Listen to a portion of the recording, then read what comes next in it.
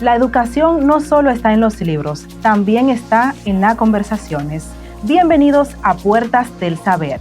El día de hoy estaremos hablando de educación técnico-profesional y para ello contamos con la presencia del director de educación técnico-profesional, Cristian Kellis, quien nos va a estar hablando un poco de este tema.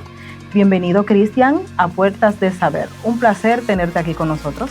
Gracias, Andrea. Qué gusto para mí poder ser parte de esta iniciativa tan importante, Puertas del Saber. Todos necesitamos saber algo. Yo he venido hoy a aprender también significativo, Andrea.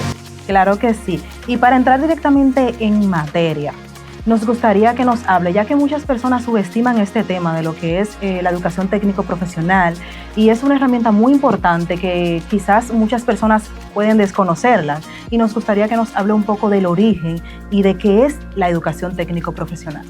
Bueno, cuando hablamos de educación técnico-profesional podemos trasladarnos a la revolución industrial. Y en Francia, Italia, Europa, cuando llega la revolución, y pues de ahí se aperturan las necesidades de los oficios, el desarrollo de oficios más sofisticados, industrializados. Y en República Dominicana, con la industrialización, entre 1884, llega todo el sistema eléctrico, el sistema telefónico, el telegráfico, y todo esto pues da una apertura a que tengamos perfiles formados para poder desarrollar ese oficio de alto nivel.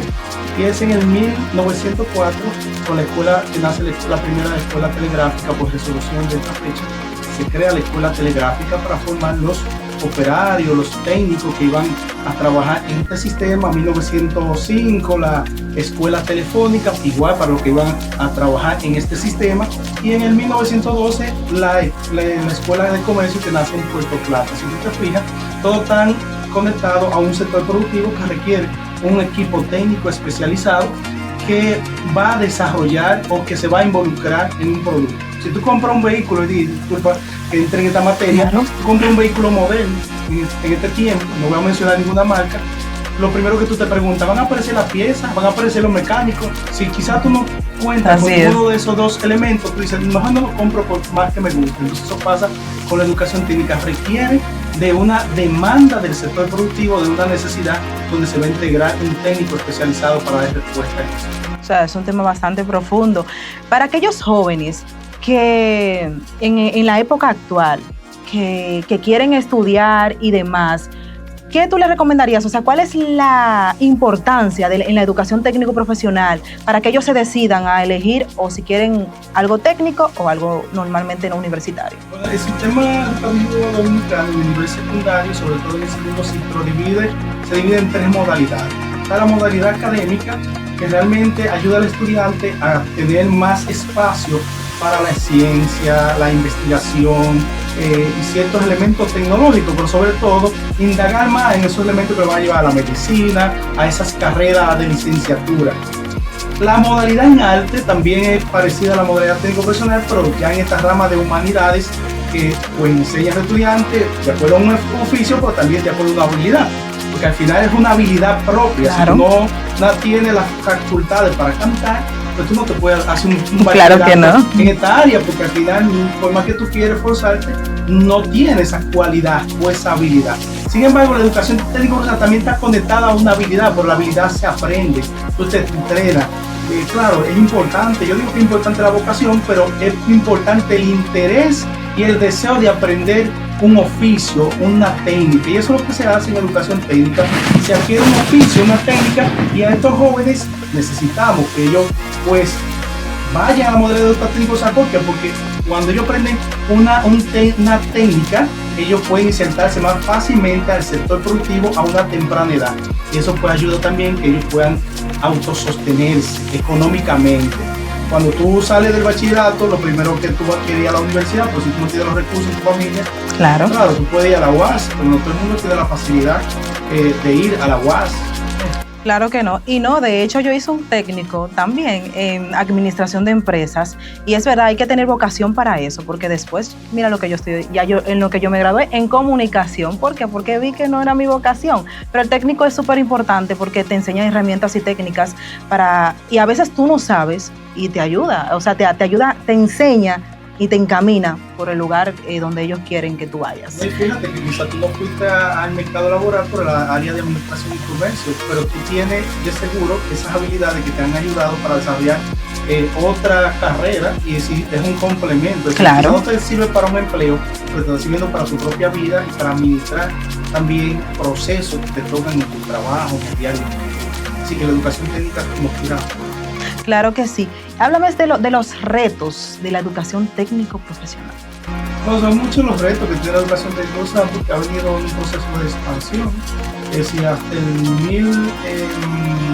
el 2013 teníamos alrededor de unos 143 politécnicos y una matrícula que no superaba los 40.000 estudiantes. Entonces, cuando el sistema tiene en educación secundaria alrededor de 800.000 estudiantes.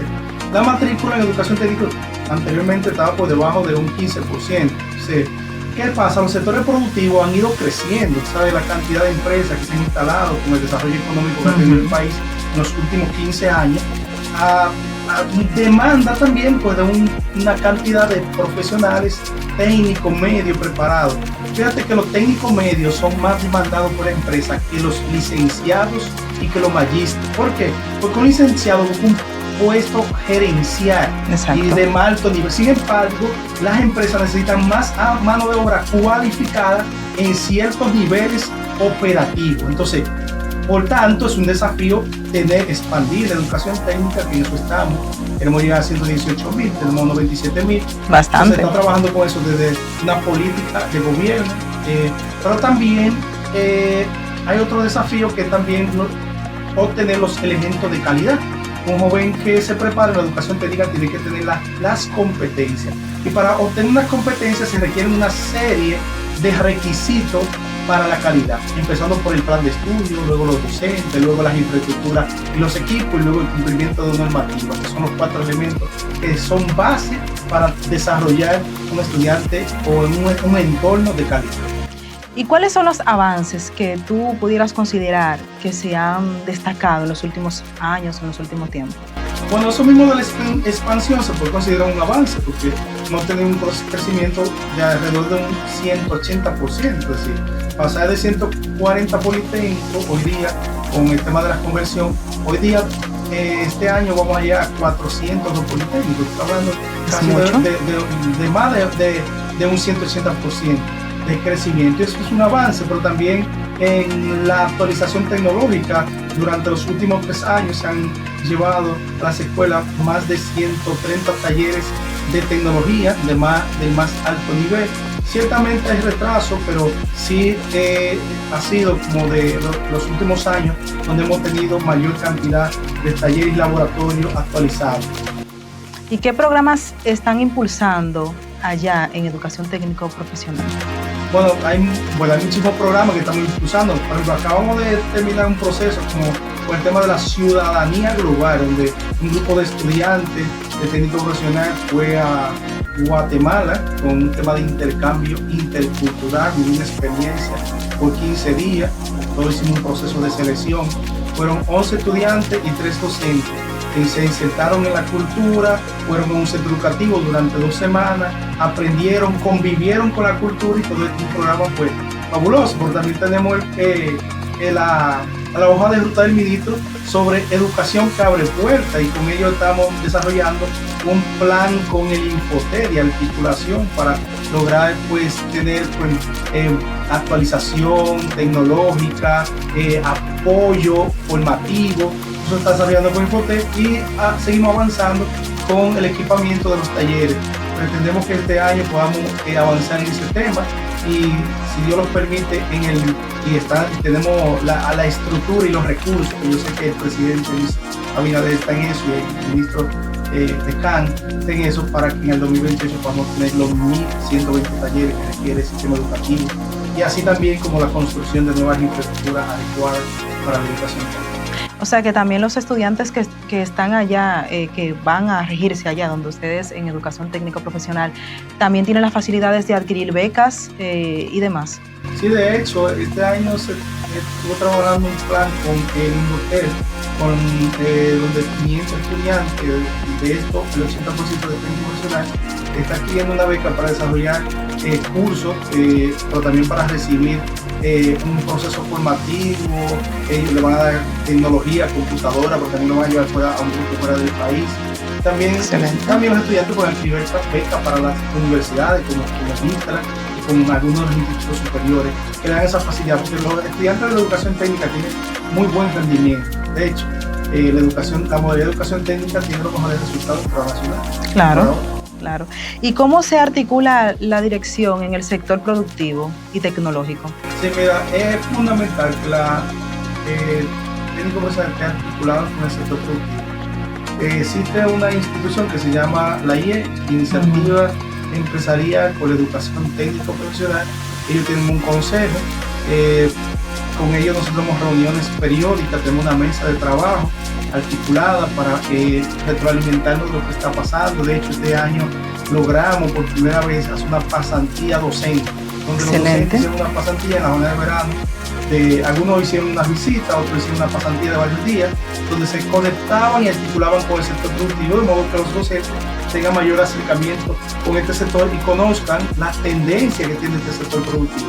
Y pues con otros sectores también, a través de algunos clústeres, como el clúster turístico, el clúster logístico, sobre todo con Adozona. Hemos estado trabajando en un proyecto. En estos días hemos desarrollado un diplomado, un proceso de formación. Un grupo de maestros también fue a la zona franca, hizo un proceso de seguimiento, de conocimiento. Y esto es todo lo que hace ese proceso de articulación con las empresas. O sea que me mencionaste a los docentes. ¿Qué papel juegan los docentes en esta transformación de la educación técnico profesional? Fundamental. Los docentes son prácticamente esenciales para poder tener esa transformación, porque de ello es que nosotros recibimos la retroalimentación. Y dentro de esta transformación, el elemento número 1, que es el currículum y su actualización, que lo estamos trabajando ya el año pasado, este mismo año 2025, se concluyó la actualización de 5 familias profesionales con 27 títulos, y ahora empezamos la actualización de 5 familias más, donde está electricidad y electrónica, también está la de comercio, está la de audiovisuales y gráficas, y todo esto nos ha llevado a que tengamos que involucrar a más de 100 docentes para actualizar ese currículo. Entonces, el currículum es el plan de estudio que se va a desarrollar y que nos va a permitir que los estudiantes tengan las competencias. ¿Quiénes lo desarrollan? Los maestros. ¿Quiénes pueden retroalimentar? Exactamente. Entonces, ellos son un punto de equilibrio y clave para que podamos tener un excelente currículum y para que los estudiantes puedan adquirir verdaderas competencias para el sector. Claro que sí.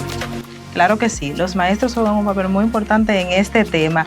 Cristian, nos gustaría que nos dé un mensaje a esos estudiantes que todavía no se han decidido si estudiar una carrera técnica, universitaria, y que todavía están indecisos. ¿Qué mensaje tú le darías a esos jóvenes para que se decidan ya?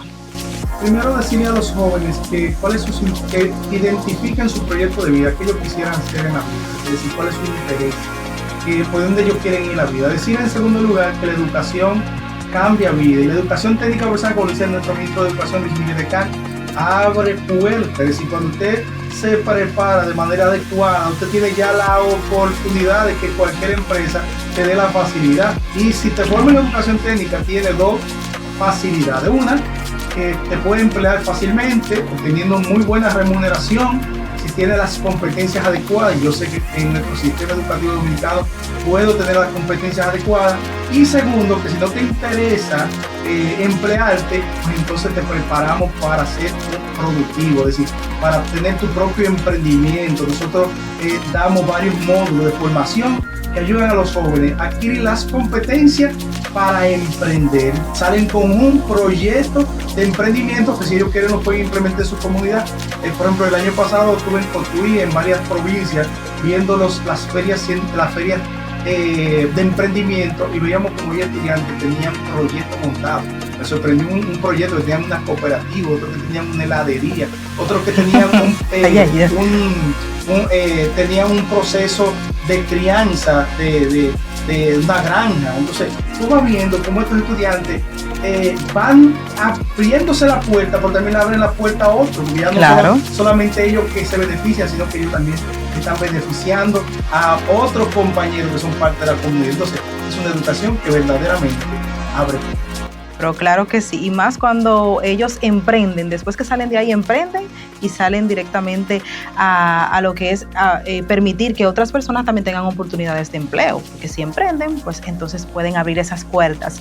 Me gustaría saber, ¿cuáles son las carreras más demandadas que tiene allá la institución que riges? Bien, mira, para darte detalle de la demanda que tiene la educación técnico-profesional, primero hay que ver diferentes enfoques. El enfoque primero del empresariado. ¿Qué es lo que requiere el empresariado hoy? Y es un tema que estamos en discusión y en diálogo, porque la formación se debe dar de acuerdo al requerimiento del sector productivo. Hoy en día, por ejemplo, se está requiriendo más personal, por ejemplo, en el área de equipo médico. Por en esa área nosotros tenemos apenas los politécnicos, en equipo médico. Ahora bien, si vemos el tema de cuántos estudiantes están colocados, según nuestra estadística, el área que tiene más estudiantes ahora mismo es el área de administración y comercio. Ahí es que van la mayoría de estudiantes, estudian logística o estudian tributaria, entonces, o comercio también, comercio y mercadeo. Y hay otros estudiantes que es un área muy demandada, que es el área de informática. Esta área de informática tiene varios títulos, es decir, está el título de aplicaciones informáticas, está el título de redes. Entonces, estos títulos de aplicaciones es uno de los más demandados. Entonces, aquí están las áreas básicamente que son las que más se implementan. Luego hay otras como la de salud, el área de enfermería se está desarrollando bastante en nuestro país por los requerimientos que tiene actualmente. También hay área de la electricidad, que también es muy demandada, aunque ha ido bajando en los últimos años. Es un área demandada. La de electrónica también es un área demandada. También hay otras áreas que debemos seguir potenciando, porque actualmente tenemos una diversificación en cuanto a la oferta amplísima. Estamos hablando de 57 títulos, es decir, que el que se quiere formar tiene muchos perfiles. Es decir, nosotros tenemos, por ejemplo, un perfil que es moderno, que es de atención a la población inicial y población especial, por ejemplo. Pero en ese título no tenemos tantos estudiantes, eso se está desarrollando. Y eso es un título pues moderno. Hay, por ejemplo, un área que tenemos ahora que también se empezó a desarrollar, que es la área vial terrestre, es decir, para formar a los jóvenes que serían parte de la organización de la parte territorial, vial, transporte, logística y todo eso. Entonces, esos son títulos que son nuevos, que se vienen desarrollando ahora.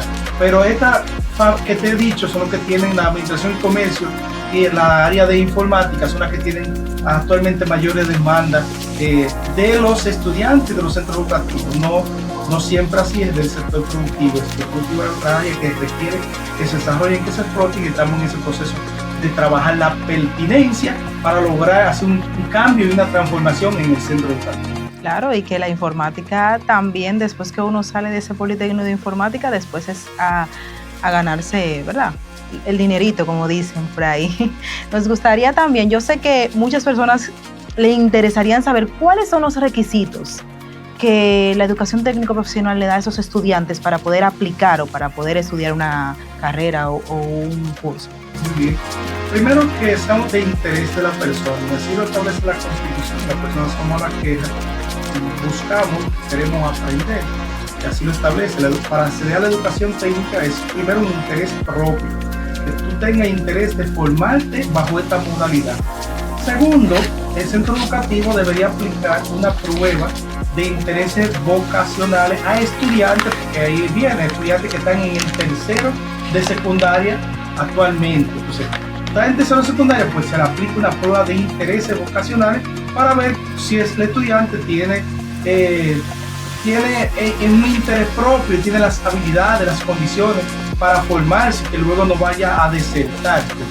Imagínate que a ti te digan, que te digan en un centro educativo, aquí tenemos una enfermería, y tú entras a la enfermería, sin tú tener el deseo, ni el interés, ni la condición, ni las habilidades. Es decir, hasta para tú poner una inyección, una saturación, mucha delicadeza. Tú tienes que tener, aunque te den las facilidades, cosas que uno no puede hacer, aunque te le enseñen, al final no logra. Tienes que tener como ese poquito de la vocación, del interés, claro, de las habilidades. Entonces se requiere de eso, y luego pues entonces se le hace una entrevista al estudiante, a veces a la familia, pero es importante primero que tenga el interés, entonces que se le aplique una prueba de intereses vocacionales, y entonces al estudiante ahí pues se le coloca en el título que él está requiriendo, o en el título que mejor oriente el perfil del estudiante. Una curiosidad, ¿no se ha dado el caso donde hay estudiantes que eligen la carrera, el técnico que quieren ejercer, y después como que están dudosos y después quieren cambiarse? ¿No ha pasado eso? Sí, mira, y yo puedo dar testimonio de eso porque yo estuve dirigiendo un politécnico durante 11 años, y en un momento un joven, una eminencia, este estudiante tenía promedio de 99 todo el año, 99 a 100 era su promedio. Cuando llegó el tiempo de seleccionar el título, ahí se le colocó en el área de electricidad. Fue un estudiante que tenía académico excelente.